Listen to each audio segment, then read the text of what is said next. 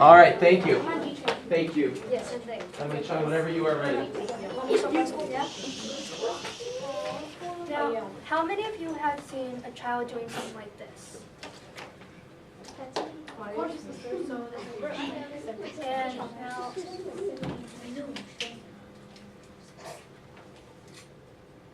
now, how many of you have seen something like this? How many of you are role models or have ever had a role model? I have many role models, but I want to talk about one role model in particular. That role model would be my mother. Ever since I was born, she showed me how to survive in life, become independent, and taught me to find my values in life. And ever since I was tolerant up to now, I would copy my role model no matter what she did. I'm sure that all adults here have been or are role models. And I'm guessing that most of the people that look up to you, adults, aren't grown-ups but children. And because of all the children that look up to you, most of you try to be responsible in front of them. But what about when those very responsible adults aren't being that responsible? Here's a question to everyone who was a child or is a child. How does it feel to get blamed for something that someone else caused you to do? Like when both parents argue with each other. The lesson that the child learns from this is that it's okay to argue with people. And when they start arguing, they're the ones that get in trouble. It's the same with electronics and kids. Most people think that kids are using too much technology. But where do you think they learned about electronics? Who do you think is responsible for children using so much technology? Children are our future, and they will one day take care of us, just like the parents have taken care of them. And if parents teach their children these bad examples, don't you think it'll affect them in the future? The things that parents teach them affects their future greatly.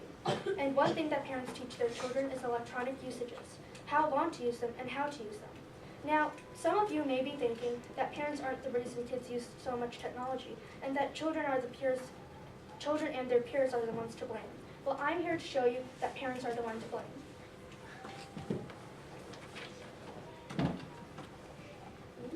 Imitation is a natural part of growing up. Ever since babies are born and haven't learned anything, they know how to imitate. But they don't just imitate anybody. Babies imitate the people that are always around them. And all the way from when they first say mama, they are imitating. Imitation is natural to all human beings, but to children especially.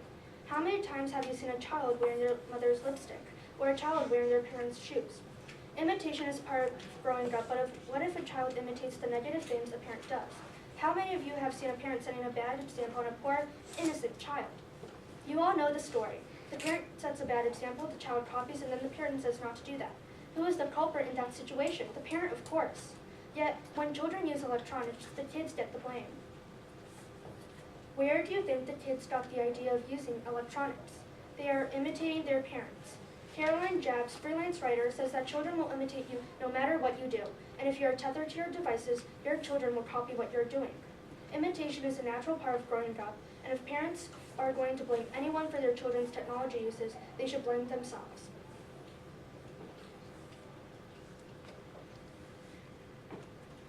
What surrounds kids? Their environment surrounds them.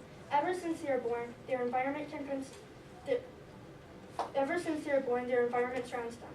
Their environment can consist of many things. Some things could be books, plants, or toys, but that's not what most kids have in their environment these days. Most kids have electronics in their environment. Some kids don't just have electronics near them, but are able to use them. Where and how do they get these electronics without supervision? Their parents. Their parents come home from a long day of work, and just to have a moment of peace and quiet, they give their children electronics. What does that do? The only thing that they get is a moment of peace and quiet. And why do the children have to pay for it? If peace and quiet cost money, their kids would have spent more than $100. If the biggest thing in their environment is electronics, they shouldn't get the blame for using them. The parents who decide what to put in their environment is the people who decide what to put in their environment is their parents. And if those parents choose electronics, children shouldn't get the blame. The children should. I mean, the parents should. Who here ever used or uses facial expressions? Children learn about facial expressions, emotions, and other people's emotions, how to have a conversation, and how to deal with boredom by their parents. And it is a very important part of growing up. But what if they haven't learned this, or didn't have enough experience to learn this? Most of the time, kids learn these skills from their family members. They learn these skills by the everyday things that their parents do. Patty Naiman, NPR's health policy correspondent, says that if they miss out on learning about facial expressions, emotions, conversations, they are missing out on a very important milestone. For instance, at the dinner table, if both parents were using electronics while eating, there would be no conversation, and the children wouldn't learn about these facial expressions and emotions, which come in handy in life when you ask me. Those children will also die from boredom.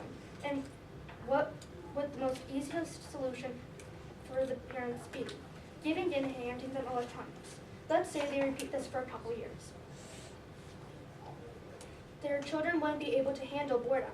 By having a very friendly conversation at the dinner table, their children will be able to learn how to handle boredom, facial expressions, emotions, and more. If parents won't teach them these things, who will? That opportunity for children to learn something new is taken right away when adults start using their electronics irresponsibly.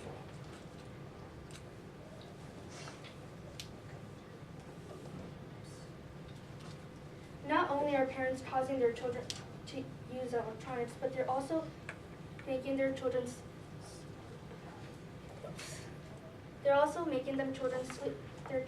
deprived. Parents always say that they want their kids to sleep enough for the next day.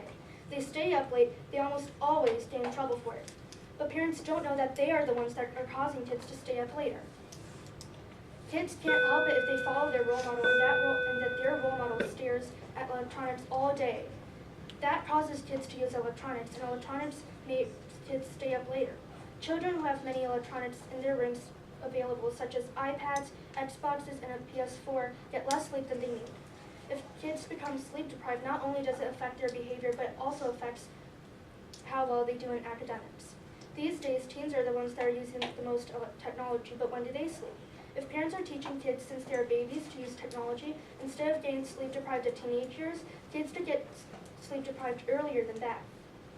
Sleep deprivation is common with kids, but nobody likes being sleep deprived. Who here likes not having enough sleep? Almost all adults dislike being sleep deprived and kids being sleep deprived, but instead of blaming it on themselves, they blame it on other things like technology or kids.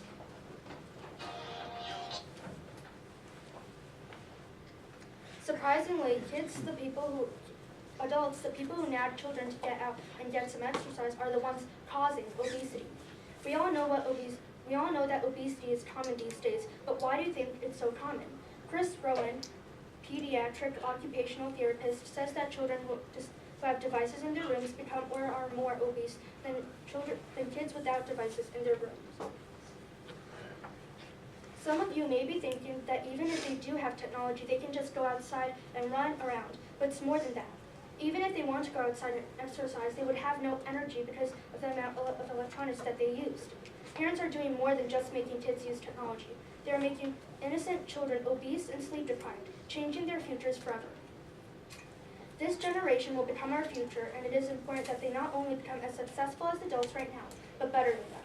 They hold our future, and for them to succeed, adults need to act now. Parents teach their children many things, and one of those many things is technology. Parents need to stop teaching irresponsible uses of technology and start showing responsible uses instead. It is very important that adults know that they are causing kids to use technology irresponsibly, get sleep deprived, become obese, and so much more. Although as addicting electronics can get, these useful tools are taking away the opportunities that children can get. Kids perceive different things from their parents, and so their parents should be aware of what they are doing or saying around them. Children are our future, and for parents to just forget that kids learn from them won't help our future one bit. Adults need to know that they have the power to either ruin or make an exceptional future for a child. So please, stop blaming kids for using too much technology, and in reality, adults are the ones causing them to use it. Thank you.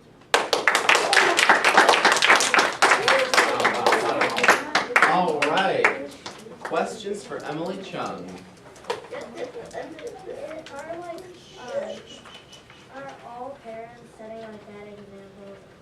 Well, not all parents, but most parents, they use technology for children irresponsibly, which causes. So not all parents. Yeah, so like a solution to this would be to, like, for parents to use technology like away from kids. Like, not away from kids, but more responsibly and not like so much. Alright, I thought you had really good real life examples and connections, but you should remember to look at the audience and speak with the slowest of the audience.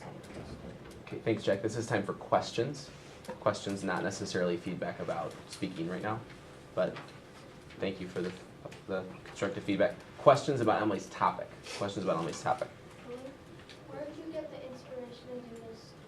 Well, most of the time I hear that like whenever kids do something, their parents always say that like the kids always get in trouble. So I was thinking like, what if parents were the ones that are causing kids to do some stuff? Peter? I've heard a lot of people saying that technology could be good for the brain. Do you know if there's like any good way that they can use technology, but like not do it too much that they're getting obsessed with it? Well, I don't actually know, but I'm just saying that parents were the ones that. Jenny? I liked how you use strong examples and when you say really stuff. Do you have any evidence that shows that parents use technology a lot? Yeah, there was one video, but I kind of lost it and I forgot to put it. Interesting. Cool. All right, let's do one more clap for Emily. Nice job, Emily. That was kind of, I think, a unique spin on a common topic. Like the idea of technology in our society, I think, is something that we all talk about a lot, but your claim was very unique. So awesome job. Let's kind of pass our feedback over this way so it can kind of all get towards Emily. Yeah, the next person can actually go get themselves ready to go. Nice job. Awesome, awesome, awesome.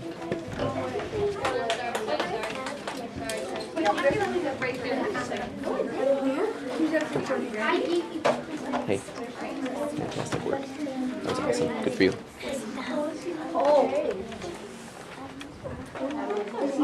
What's up?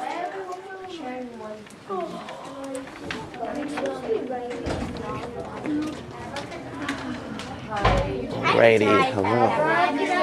Hi.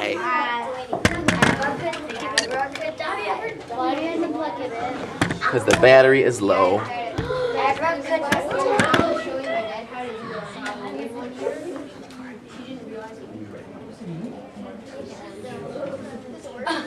An orange. It works.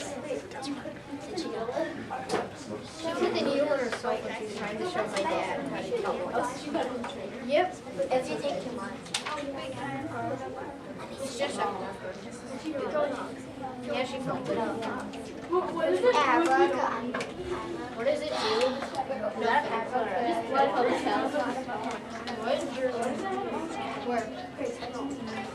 What is that?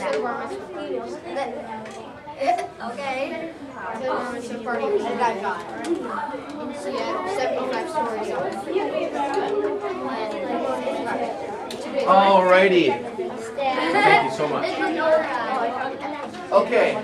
Take a second, like stand up and just stretch your body out just for a second. I know it's been 45 minutes. It's been 45 minutes. You can touch your toes, you can touch the ceiling. And by the time I get to 0, I want you seated. 5, 4, 3, 2, 1, 0. Thank you so much. All right, so today I have heard so many great talks. I've heard science talks. I've heard talks about the arts. I've heard talks about technology. I've heard people trying to raise awareness. I heard one on solar energy. I just heard one on technology. I've heard so many great ones. And our next tester we're going to welcome to the stage is Emily Cho. Emily Cho. Emily Cho has done a fantastic job with her talk. She worked super, super hard, and I know she is definitely worked in some ways to try and engage her audience, so I want you to look for those. Yeah, claps from Chung.